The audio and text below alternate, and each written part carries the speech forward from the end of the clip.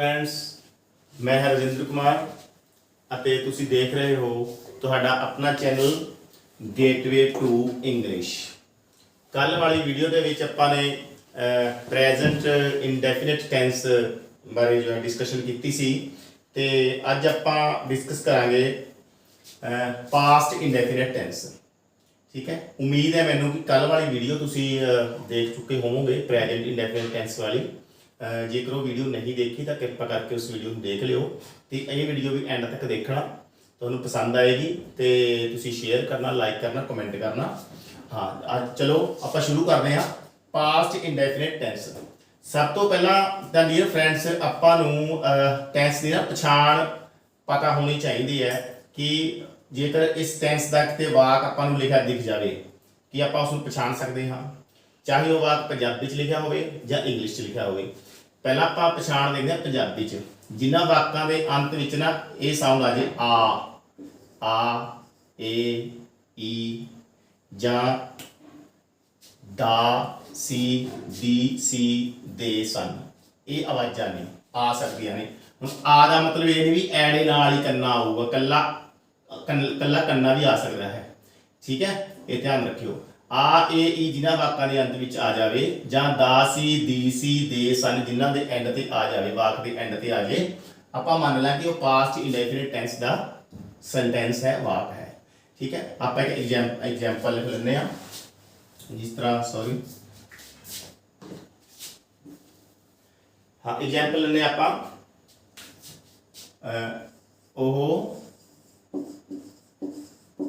School गया, हुण आ गया लास्ट पे।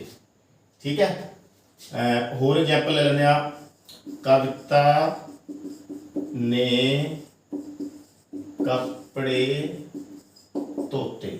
हुण मैं इत्थे दस्सिया भी ए आ जे, हुण इत्थे तां ईडी नूं लाण लग्या होया, इसका मतलब ये नहीं है भी ईडी नहीं आई जाएगी। इत्थे आपां लिखना लास्ट से साउंड के धोते ए साउंड आई हुई है ना, ए तां आ गया। इसका मतलब ये वाक जो है इससे टेंस का है, पास्ट इंडेफिनिट टेंस का है। इस तरह आप दिमाग में रखांगे गल। ठीक है, उम्मीद करदा कि तुहानूं जो है ये पछाण पंजाबी दे विच समझ आ गई होएगी। हुण गल करते हैं भी जेकर सेंटेंस इंग्लिश दे विच लिखा होवे तो आप उसनूं किवें पछाण सकदे आ कि यह पास्ट इंडेफिनिट टेंस का ही सेंटेंस होऊगा। इस वास्ते की है, जेकर सेंटेंस दे विच पास्ट फॉर्म दित्ती होए वर्ब दी, आप एक वीडियो डिस्कस किया वर्ब दी फॉर्म्स। ठीक है ना, present form, past form, past participle and present participle. ठीक है, तो आपने किया सीगा एक सी थर्ड पर्सन सिंगुलर फॉर्म। ठीक है, उन्होंने जी पास्ट फॉर्म है, पास्ट फॉर्म को आप सैकेंड फॉर्म भी कह दें।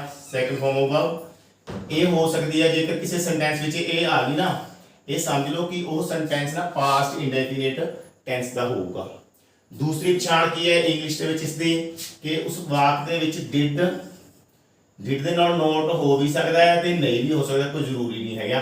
ठीक है, प्लस जो है प्रेजेंट फॉर्म होगी, यानी कि फर्स्ट फॉर्म ऑफ वर्ब होगी नाल उस पर लगी हुई। ठीक है, ये पछाण है इंग्लिश के, ये पछाण है इसकी पंजाबी के। ये जो है हम आप डिस्कस करते हैं भी सेंटेंस किवें फ्रेम होणगे। तो ये जो रूल है ना सैकेंड फॉर्म का यानी कि पास्ट फॉर्म का, ये चलेगा अपने पॉजिटिव सेंटेंसिस वास्ते। ठीक है, वाक पॉजिटिव होना चाहिए, सकारात्मक होना चाहिए है। पॉजिटिव सेंटेंस आप किसी को कहते हैं भी अजिहा वाक जिस दे विच कोई गल दसी गई है तो पॉजिटिवली दसी गई है, उस दे विच कोई नहीं शब्द वर्गा कोई शब्द ना नहीं होगा, उसनूं आपां कहने भी पॉजिटिव सेंटेंस। जिवें लिखिआ वह स्कूल गया। ठीक है, अध्यापक ने पाठ पढ़ाया, माली ने पौधों नूं पानी दिता। ठीक है, पॉजिटिवली गल दसी गई है, इसनूं कहते हैं पॉजिटिव सेंटेंस। तो जेकर मैं कहना कि वह स्कूल नहीं गया, गल तो इस भी दसी गई है पर नैगेटिवली दसी गई है, पॉजिटिवली नहीं दसी गई। जदों विच नॉट आ गया नहीं आ गया तो वो सेंटेंस जो नैगेटिव सेंटेंस बन जाता है, ये पॉजिटिव सेंटेंस है।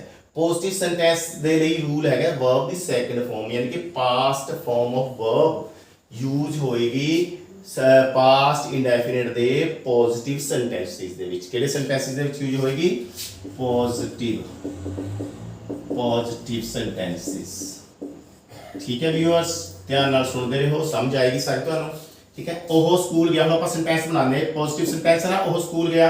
पहला सेंटेंस को पछाणांगे आप जो कभी भी ट्रांसलेशन करनी है तो एक गल का तुसीं ध्यान रखोगे, सब तो पहला तो लास्ट वाले वर्ड तो ਆਪਾਂ ਪਛਾਣਾਂਗੇ कि सेंटेंस ਕਿਹੜੇ ਟੈਂਸ ਦਾ ਹੈ। ठीक है, पहला सब तो पहला की पछाणना है, याद रखियो सब तो पहला ਆਪਾਂ ਨੇ ਪਛਾਣਨਾ है टेंस। ठीक है, ये दिमाग रखनी है गल। ਜਦੋਂ ਆਪਾਂ ਨੂੰ टेंस समझ आ गई भी किस टेंस ਦਾ ਹੈ ਵਾਕ, ਫਿਰ ਆਪਾਂ ਉਹ ਰੂਲ ਅਪਲਾਈ ਕਰ ਦਾਂਗੇ। दूसरी गल ਹੁੰਦੀ है टेंस समझण ਤੋਂ ਬਾਅਦ ਕਿ ਕਿਹੜੇ टेंस ਦਾ ਵਾਕ है। दूजी गल ਹੁੰਦੀ है उसका वॉइस भी देखना ਹੁੰਦਾ ਆਪਣੇ ਵੀ एक्टिव वॉइस है कि पैसिव वॉइस है। एक्टिव ਦੇ रूल्स अलग ने ਤੇ ਪੈਸਿਵ ਵੌਇਸ ਦੇ रूल्स अलग ਨੇ। ठीक है, और जो ਆਪਾਂ एक्टिव तो पैसिव बनाना सीखांगे उदों ਆਪਾਂ डिस्कस करांगे पैसिव ਦੇ रूल्स। फिलहाल ਆਪਾਂ ਇਹ एक्टिव ਦੇ रूल्स ने जो ਆਪਾਂ कर रहे हैं एक्टिव ਦੇ ही रूल्स ने ਇਹ।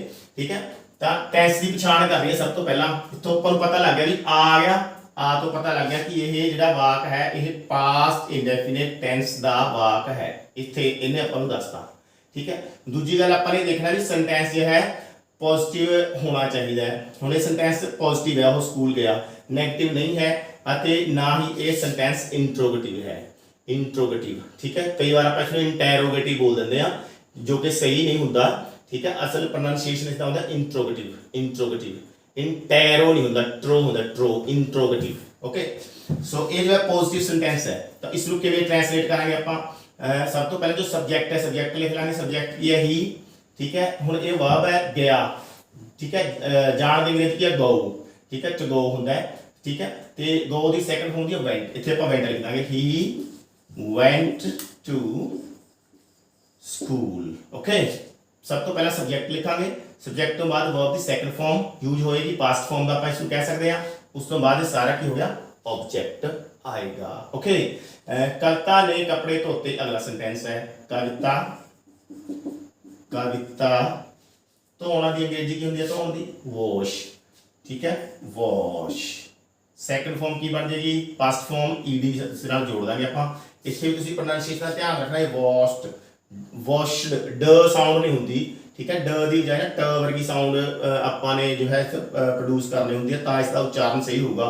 Washed washed washed. ठीक है, कविता वॉश्ड क्लोथ्स। क्लोथ्स, इन्हों क्लोथीज नहीं कहना। ठीक है, बहुत सारे बच्चे ना क्लोथीज भी कहते हैं, क्लोथीज। ठीक है, क्लोथ्स इत्थे ना दद्दे की आवाज है, दद्दे वर्गी साउंड आएगी, इज वर्गी लास्ट इज ज। क्लोथ्स क्लोथ्स, कविता वॉश्ड क्लोथ्स। ठीक है, ये जो है हो गया अपना पॉजिटिव सेंटेंस। ठीक है, इस दे विच भी की स्ट्रक्चर बनया। सब तो पहले अपने सब्जेक्ट लिखा, सब्जेक्ट तो बाद पास्ट फॉर्म ऑफ वर्ब यानी कि सैकंड फॉर्म लिखी, उस तो बाद ऑब्जेक्ट ਆਪਾਂ नहीं लिखता। इस दे विच इन्ना की काम है।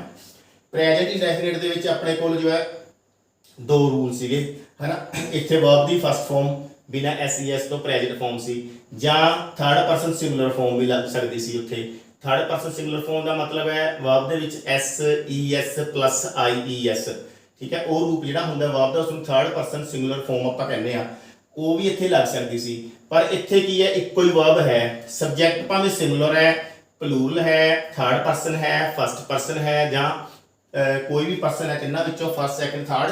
ठीक है, सिंगुलर प्लूरल का भी कोई दिक्कत नहीं हैगी। सिंगुलर होवे तां भी सैकंड फॉर्म लगानी है, प्लूरल इत्थे सब्जेक्ट आ गया तां भी सैकंड फॉर्म लगेगी, पास्ट फॉर्म लगेगी।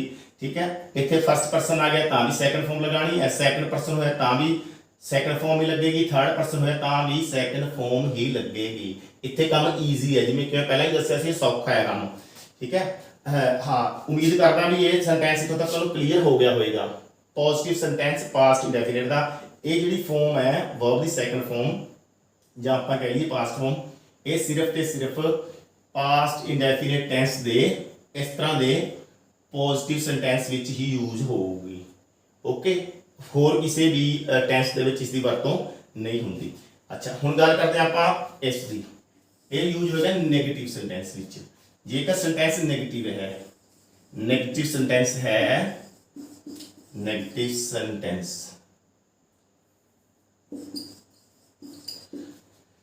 इस दे विच की होएगा, सब तो पहले मान लो सेंटेंस है भी ओह स्कूल नहीं गया। ठीक है, ओ स्कूल नहीं गया, हुण नहीं आ गया। इस दे विच ट्रांसलेशन करने तो पहला सब तो पहला स्टेप जिवें कि मैं दस्सिया, सब तो पहला पछाणांगे वाक दा टेंस किहड़ा है। आ गया इस टेंस दा है, पता लगा अपने पास्ट इंडेफिनिट टेंस दा वाक है ये। ठीक है, इत्थे दो रूल्स आपां ने फॉलो करने हुंदे ने। ਆਪਾਂ ਨੇ ਇਹ ਦੇਖਣਾ ਵੀ ਇਸ ਦੇ ਵਿੱਚ ਕਿਹੜਾ ਰੂਲ ਆਪਾਂ ਫੋਲੋ ਕਰਾਂਗੇ, ਇਹ ਕਰਾਂਗੇ ਜਾਂ ਇਹ ਕਰਾਂਗੇ। ਇਹ ਤਾਂ ਹੁੰਦਾ ਪੋਜ਼ਿਟਿਵ ਸੈਂਟੈਂਸ ਦੇ ਵਿੱਚ, ਇਹ ਸੈਂਟੈਂਸ ਪੋਜ਼ਿਟਿਵ ਨਹੀਂ ਹੈਗਾ, ਇਹ ਹੈਗਾ ਨੈਗੇਟਿਵ नहीं आ गया, इस करके इस ਵਿੱਚ ਇਹ ਰੂਲ ਆਪਾਂ ਅਪਲਾਈ ਕਰ ਦਾਂਗੇ। ठीक है, ही तो बाद did not go to school। ठीक है, ये सेंटेंस अपना इस तरह नेगेटिव सेंटेंस बन गया।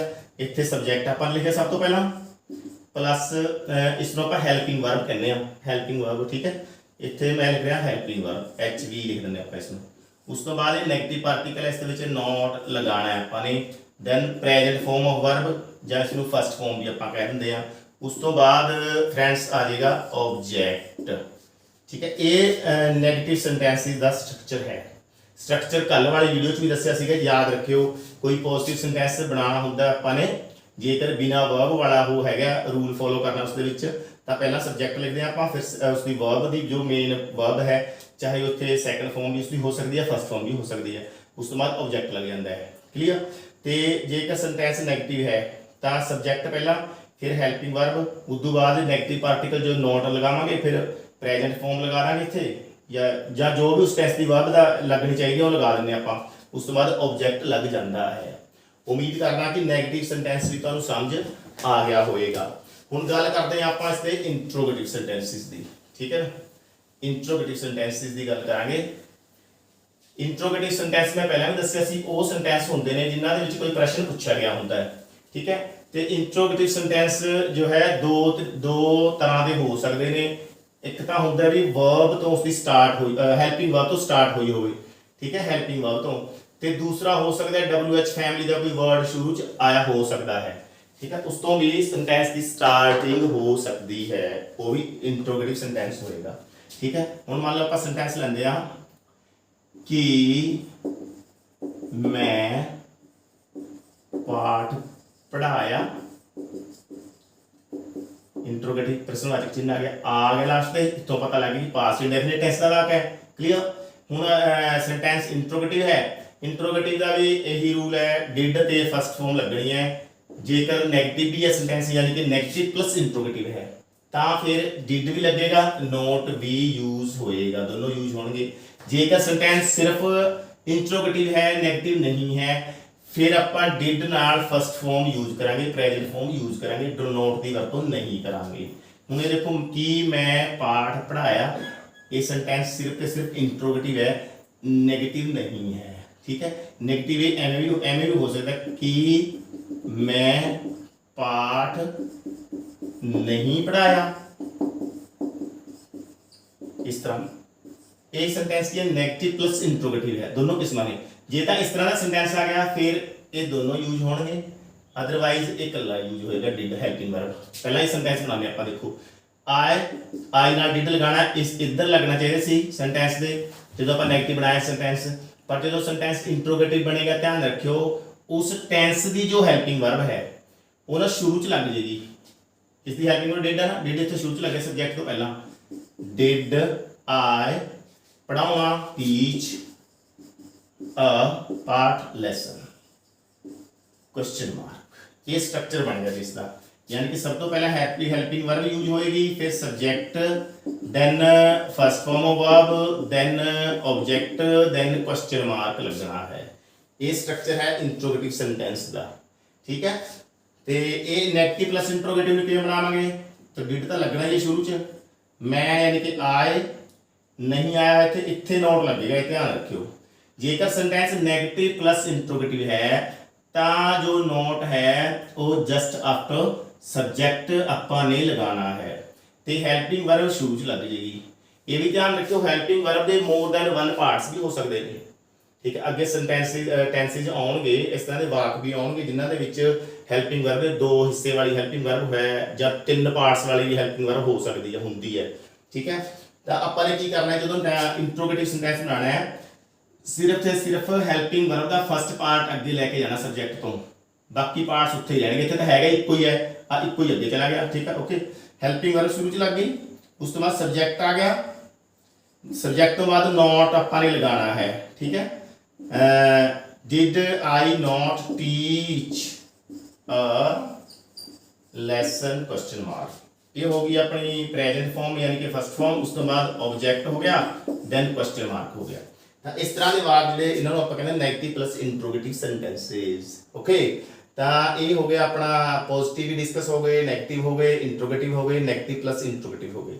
ਹੁਣ ਸਮਝਣ ਵਾਲੀ ਗੱਲ ਇਹ ਹੈ, ਜੇਕਰ WH ਫੈਮਿਲੀ ਦਾ ਵਰਡ ਆ ਜੇ ਫੇਰ ਯਾਨੀ ਕਿ ਵਾਕ ਇਸ ਤਰ੍ਹਾਂ ਹੁੰਦਾ, ਮੈਂ ਪਾਠ क्यों नहीं पढ़ाया। ठीक है, हुण इंट्रोगेटिव सेंटेंस सब तो पहले इत्थों पछाण होगी आ गया, इसका मतलब पास्ट इंडेफिनिट का सेंटेंस है। इन्हां विचों रूल जो है फॉलो करना है, दोनों विचों रूल फॉलो करना पऊगा आपां नूं। ठीक है, तो हुण ये देखना आपां ने भी इन्हां विचों किहड़ा यूज करिए, फिर सेंटेंस तो पता लग जाएगा। सेंटेंस इंट्रोगेटिव है, इंट्रोगेटिव ਦੇ ਵਿੱਚ ਇਹ ਰੂਲ ਫੋਲੋ ਹੁੰਦਾ ਹੈ, ਜੇ ਪੋਜ਼ਿਟਿਵ ਹੁੰਦਾ ਤਾਂ ਇਹ ਰੂਲ ਲੱਗਦਾ। ਓਕੇ, ਹੁਣ ਮੈਂ ਪਾਠ ਕਿਉਂ ਨਹੀਂ ਪੜਾਇਆ, ਮੈਂ ਯਾਨੀ ਕਿ ਆਏ ਦੇ ਨਾਲ ਡਿਡ ਲੱਗਣਾ, ਡਿਡ ਨੂੰ ਆਪਾਂ ਇੱਦਾਂ ਲਗਾਵਾਂਗੇ ਕਿਉਂਕਿ ਇੰਟਰੋਗੇਟਿਵ ਹੈ।